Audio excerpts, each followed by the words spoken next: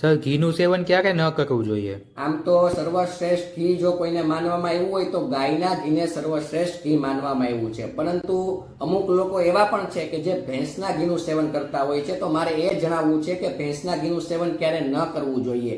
એક તો ભેંસનું ઘી છે ને તે થોડું પચવામાં ભારે છે, એટલે તમને પેટમાં દુખાવો થતો હોય, પેટમાં અપચો થયો હોય, પેટ ભારે ભારે લાગતું હોય અથવા તો પેટના કોઈ પણ રોગો થયા હોય તો એવા સમયે તમારે ભેંસના ઘીનું સેવન ન કરવું જોઈએ. બીજું કે તમારા શરીરમાં કફના રોગો થયા છે અને કફના રોગો પીછો નથી છોડતું તો એવા સમયે પણ તમારે ભેંસના ઘીનું સેવન ન કરવું જોઈએ, કારણ કે ભેંસના ઘીનું સેવન જો વધારે માત્રામાં કરવામાં આવે તો શરીરમાં કફનું પ્રમાણ વધી શકે છે. અને આમ પણ કોઈ પણ ઘીનું સેવન કરો, માપસર સેવન કરશો તો હંમેશા ફાયદો થશે, પરંતુ માપની બહાર તમે એનું સેવન કરશો, વધારે માત્રામાં સેવન કરશો તો હંમેશા તે આપણા શરીરને નડતરરૂપ સાબિત થાય છે.